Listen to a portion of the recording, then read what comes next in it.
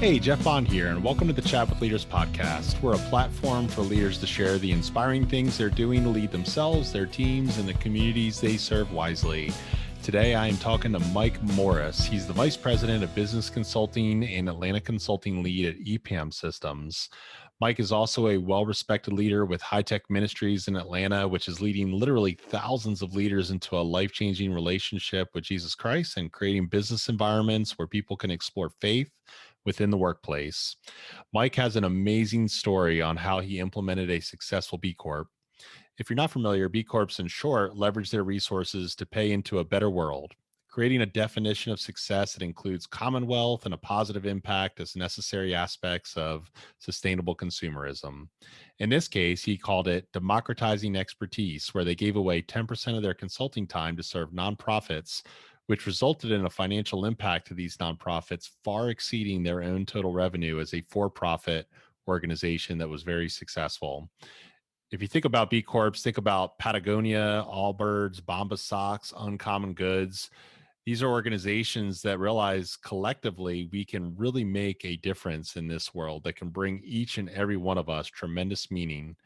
It's a truly inspiring chat that I had with Mike today, and I hope that it inspires you as well. Enjoy. Mike, welcome to Chat with Leaders. Thanks for having me. It's good to be here again. You are a return guest, and I am so excited about it. Mike, we've got a great chat lined up for today around social impact via democratized expertise. And I think it's just amazing what you've done in the past. So I want to jump right in and ask, how did you come to this decision to found your former company, Broadgreen Solutions, as a certified benefit corporation and give away 10% of your consulting capacity for nonprofits, social entrepreneurs, and other B Corps? Yeah, it's something I arrived at over an extended period of time. So I spent 15 years at a consultancy, had a great run there, but really had this entrepreneurial itch going back to at least when I was in high school, and just felt like I had the right opportunity. Saw some opportunities in the market, and made the jump. Had a business partner. We were talking through our business model. I gave a lot of credit to a friend of mine, Gordon Wong. He and I had been kicking around an idea, but I give him credit for first bringing it up. What if you could have a consultancy that gave away some of its time in a very serious manner? I had done some pro bono projects over time at previous employers, which was great, but it wasn't necessarily a long-term commitment. What if you could do that? We ended up calling that our purpose fund. I call him the father of the purpose fund. I actually asked him if it was okay if I ran with the idea when we jumped out to start Broadgreen, and he was like, go for it. And so, our great hypothesis was that we could have a bigger impact giving away a steady percentage of our time than we could by giving away a steady percentage of our profits. And we were able, over the course of 5 years to prove that out with over 20 some nonprofits, social entrepreneurs, people that we worked with, and we were able to really see the impact. But yeah, it was just something we kicked around for a while. I think it was previous pro bono experience, some paid work with nonprofits, seeing what consultants could do if we really got engaged and plugged in, and just wanting to scale that up. I love that. Yeah, and I love the comparison too, particularly around stroking a check. Obviously, giving a profit is one way that we can have corporate social responsibility, but what is the exponential impact by actually giving away our times towards nonprofits whose mission is to serve their constituents, their community, and to make life better for the people they serve? So, what was kind of like the decision point? I mean, before that, were you ever contributing financially to these organizations and you said like, maybe this doesn't, feel as right, or kind of Yeah, what some was of the the, first ones, and not like a yay me or yay my wife, but we still are givers. We still support some different Mhm, groups. Um, I think I was able to see the impact we had with our paid clients. A lot of mhm, large enterprise companies, for profits, and work we had done previously. Again, a little pro bono here and there, serving on a couple of boards. I saw what a good focused consulting project could do and the impact we could have, and thought, hey, let's really swing at this. For me as well, while kind of scoping the business and laying out the business plan, um, we just thought, this would be, we would regret not trying this. I don't know that we'll regret actually doing it. Since then, my business partner, we spun off part of the business. He went with that, and then I, in the remaining part of the business, we became part of the place where I work now, called EPAM. That's been a great move. But in talking with him, we don't regret a minute of what we were able to do with Broadgreen and our our purpose fund. The work that we did from there was extremely fulfilling. So it was a great chapter, great entrepreneurial venture. I'm happy I did it on so many levels, but specifically this purpose fund has been outstanding. I would venture to say you built some really meaningful relationships too, with the ability to serve those nonprofit leaders, and your network does eventually become your net worth. And I think the one thing, when we were talking before, you said, I hope you don't think less of me by saying this, but we we did get some good, for like, profitable jobs out of that, because people Right. wanted to work with you and give you their business if they had budget for it. And so it, Yeah. it did benefit you from a nonprofit or a for-profit objective. So talk to me Yeah. a little bit about that. Yeah, I have a mentor, Charlie Paparelli, who uses the phrase, what is it? Enlightened altruism, right? So you're doing something because you believe it is the right thing to do, but there's also some benefit in it sometimes. So I will say we stumbled into it. I didn't think this was a real thing, but we ended up discovering there were some large nonprofits, some large non-governmental organizations, NGOs, um, who had funds and needed to pay consultants to come work for them. And when we were in competitive situations, they would look at us. They would look at us being a certified B Corp. And you don't have to give away anything to be a certified B Corp. We just define that as part of our social purpose. But our social benefit work, our purpose fund, and these nonprofits would look at us and they would kind of look back and say, oh, you're people who are kind of like us. You are doing this because you believe in something, you're mission oriented. And so it helped us to beat out some other consultancies and get paid work at some nonprofits. And again, I'd love to say that we were brilliant, we saw that coming, but it just sort of, I don't want to say it fell into our laps. We had some friends over at Amazon that pointed us towards the work, and the first one worked, and then we did a few more, so it really ended up being a great thing. I will say, the social benefit side of what we do, it wasn't necessarily appealing to everybody. We had some clients who, to be honest, they could have taken it or left it. They didn't necessarily care a whole lot, but they always remembered us for it. It made us unique. So sometimes, just standing out for something that is a good thing, we'd bump into some of these people, months later. Oh, you were those guys with that B Corp thingy. Like, yeah, that happy you remembered us, and for something positive as well. It's always not always doable.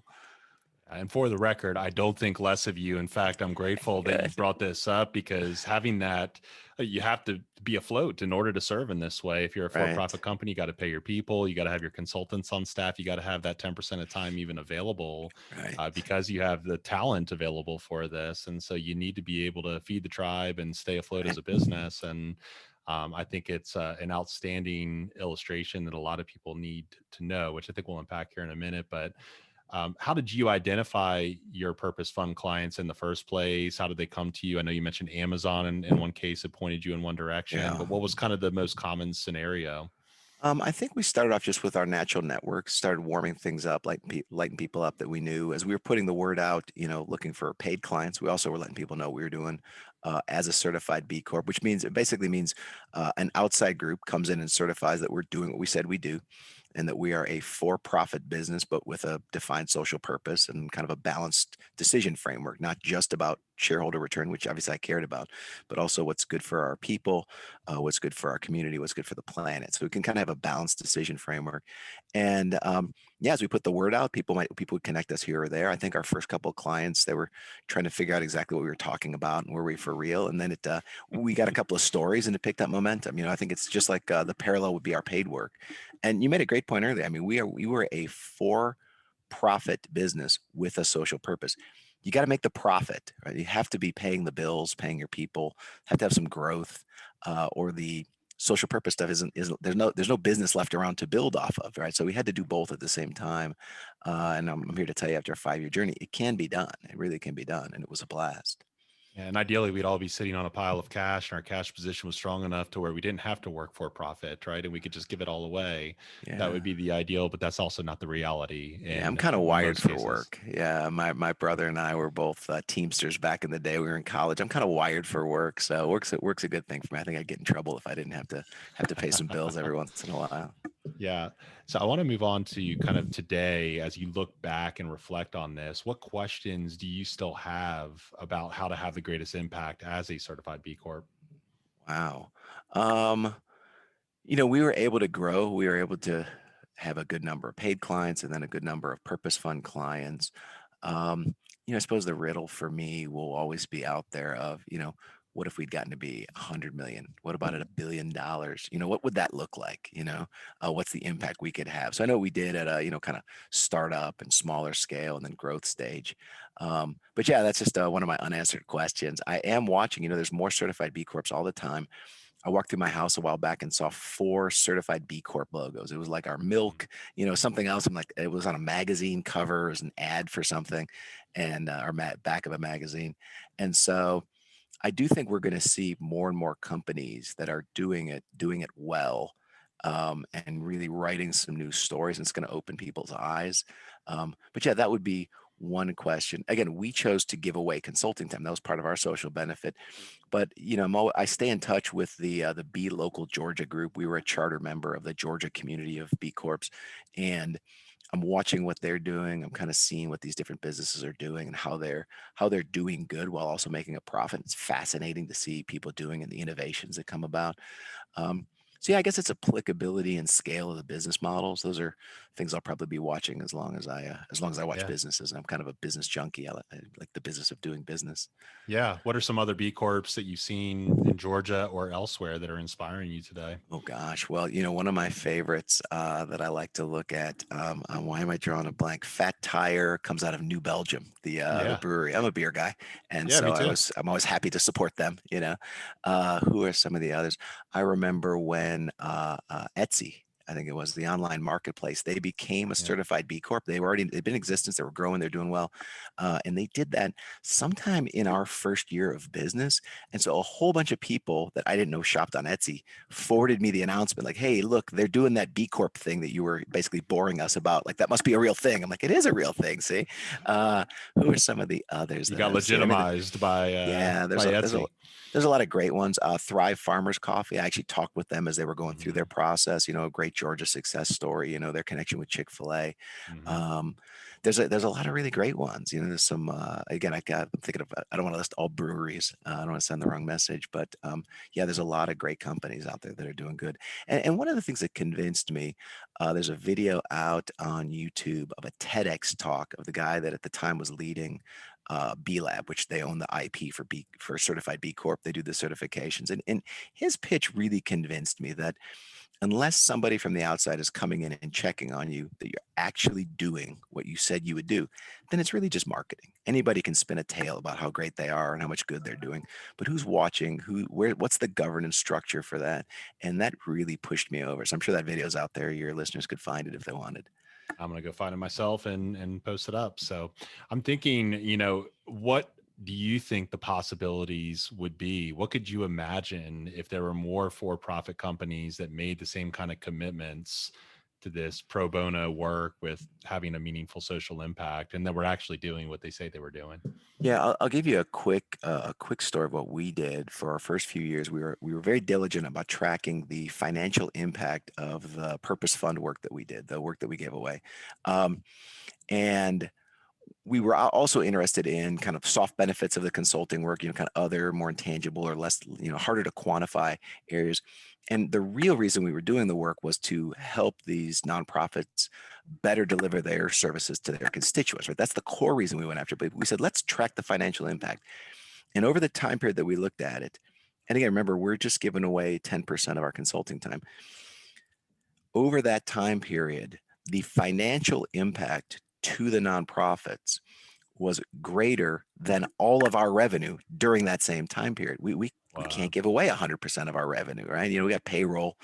My kids like when food is on the table. You got bills. Taxman wants a slice, so you can't give away 100%. And yet, the financial impact we were able to have was much greater, than our revenue. So we felt like for us those were the proof points that Yeah. coming in. And to be honest, there's a lot of low hanging opportunities. I think my chosen industry, professional services, consulting, has been neglectful of nonprofits, kind of occasional pro bono. You got somebody on the bench, you might throw them at one of your favorite nonprofits as an industry, sort of picking on all of us, me included, to see what a concerted effort looked like and the impact we could have.